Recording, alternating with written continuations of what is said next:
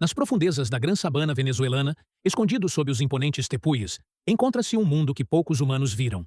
São cavernas gigantes, tão vastas que desafiam toda a imaginação e compreensão.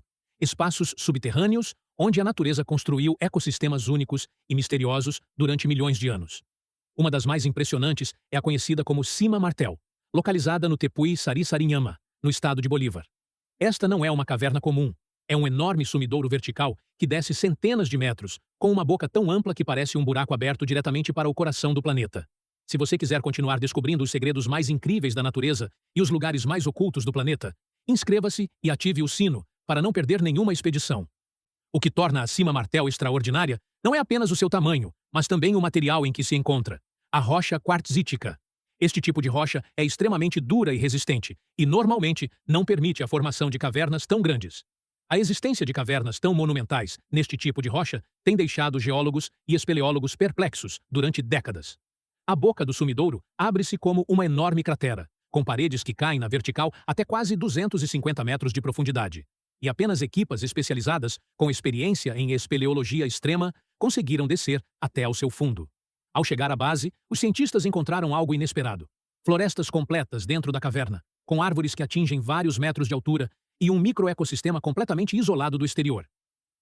Estas plantas e animais evoluíram durante milhares ou milhões de anos num ambiente onde a luz solar quase não chega, adaptando-se a condições únicas de umidade, temperatura e solo. O que para nós é um mundo subterrâneo inóspito, para estas espécies é um lar perfeitamente equilibrado e autossuficiente. A formação destas cavernas está diretamente ligada aos tepuis, essas montanhas platô, que parecem ilhas de rocha flutuando sobre a terra.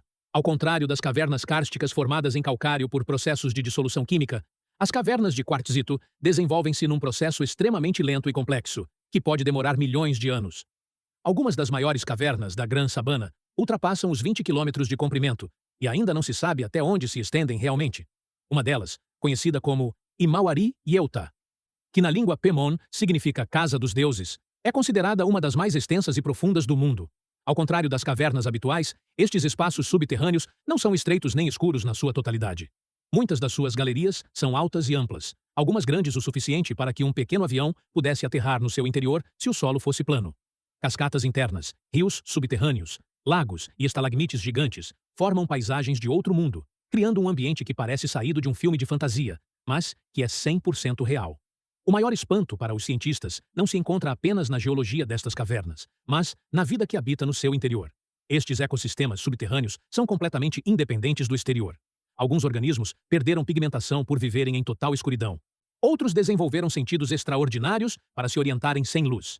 Foram registradas centenas de espécies de insetos, aranhas, crustáceos e outros animais que não existem em nenhum outro lugar do planeta. A fauna e a flora destas cavernas constituem o que os biólogos chamam de ecossistema troglobiológico, ou seja, um mundo que evoluiu completamente isolado, em condições extremas. Para além dos seres vivos, os minerais dentro destas cavernas também apresentam características únicas. Formações de quartzo e cristais, que parecem esculturas naturais, foram moldadas ao longo de milhões de anos por processos geológicos extremamente lentos. Em alguns casos, estas estruturas crescem e mudam de forma, como se tivessem um ciclo de vida próprio, gerando uma paisagem subterrânea que parece viva e dinâmica. O acesso a estas cavernas é extremamente difícil. Estão situadas em regiões remotas, sem estradas nem caminhos, e apenas os cientistas com experiência em exploração extrema podem chegar até elas. A logística de cada expedição é complexa. As equipas devem descer centenas de metros com cordas especializadas, atravessar rios subterrâneos e suportar longos períodos de isolamento. Além disso, as permissões para explorar estas zonas são rigorosas, pois trata-se de ecossistemas frágeis que poderiam sofrer danos irreparáveis se pessoas sem a preparação adequada entrassem. Cada achado realizado nestas cavernas oferece informação-chave para a ciência. Permite aos geólogos estudar a formação de cavernas em rocha quartzítica, aos biólogos compreender como a vida pode adaptar-se a condições extremas, e aos ecólogos analisar a interação de espécies isoladas que evoluíram sem influência do mundo exterior. Mesmo para os espeleólogos experientes, estas explorações representam desafios físicos e mentais extraordinários, e o nível de descobertas pode ser tão impactante que muitos descrevem a experiência como deixar-te sem palavras. O estudo destes ecossistemas também tem implicações mais amplas. Algumas das espécies e micro-organismos encontrados nestas cavernas possuem características que poderiam ser úteis para a medicina, a biotecnologia ou a agricultura. A vida em condições extremas, adaptada à escuridão e à falta de nutrientes habituais, oferece modelos que poderiam ser aplicados em estudos de resistência, adaptação genética e novos tipos de bioprodutos. O fascinante destas cavernas é que, embora várias já tenham sido exploradas cientificamente, muitas permanecem completamente desconhecidas. A Gran Sabana e os tepuis venezuelanos contêm inúmeras cavernas ainda não cartografadas, o que significa que cada expedição tem o potencial de revelar ecossistemas, formações geológicas e espécies que a ciência nunca documentou. Este caráter desconhecido e misterioso contribui para a fascinação que geram entre os investigadores, já que cada achado pode mudar a compreensão de como as cavernas se formam e como a vida se mantém em condições extremas. Além disso, estas cavernas não são apenas impressionantes pelo que contêm, mas também pela sua história geológica. Formadas há milhões de anos, representam um testemunho vivo de processos naturais que ocorreram muito antes de os humanos aparecerem na região. Cada estalactite, estalagmite, cristal e parede de rocha conta uma história sobre a evolução da paisagem e do clima, permitindo aos cientistas reconstruir a história geológica da América do Sul e entender como estes ecossistemas únicos evoluíram ao longo do tempo. Comenta Caverna: se acreditas que na Venezuela ainda há cavernas à espera de serem descobertas e que poderiam mudar a ciência para sempre. Um dos achados mais impressionantes é a existência de ecossistemas isolados completos. Ao contrário de outros sistemas subterrâneos que dependem parcialmente de luz ou matéria orgânica proveniente da superfície, algumas destas cavernas abrigam comunidades biológicas autônomas, que funcionam como laboratórios naturais de evolução independente. Estas comunidades incluem insetos, aranhas, crustáceos e até anfíbios, que nunca abandonam a escuridão e que mostram adaptações surpreendentes, como perda de pigmentação, olhos extremamente sensíveis ou até ausência de olhos, desenvolvendo outros sentidos para se orientarem. Além da fauna, a flora também tem um papel de destaque. Em zonas onde a luz penetra minimamente, algumas espécies de plantas desenvolveram adaptações únicas para a fotossíntese parcial, enquanto no fundo dos sumidouros, as florestas que parecem normais em aparência escondem raízes e fungos que atuam em simbiose com a rocha, extraindo minerais que não se encontram em ecossistemas superficiais. Esta interação entre flora, fauna e geologia transforma estas cavernas em verdadeiros laboratórios vivos, onde se estuda a resiliência e a adaptação extrema dos seres vivos. Quanto aos micro-organismos, as cavernas venezuelanas revelaram espécies completamente desconhecidas para a ciência. Alguns destes micro-organismos vivem em condições de umidade constante e total escuridão, alimentando-se de minerais ou restos orgânicos mínimos. Os cientistas estão particularmente interessados nestes micróbios, porque poderiam oferecer pistas sobre como a vida poderia existir noutros planetas, em ambientes aparentemente hostis, como Marte ou luas de Júpiter e Saturno. O isolamento extremo destas cavernas também permitiu que algumas espécies evoluíssem de maneira independente por milhões de anos.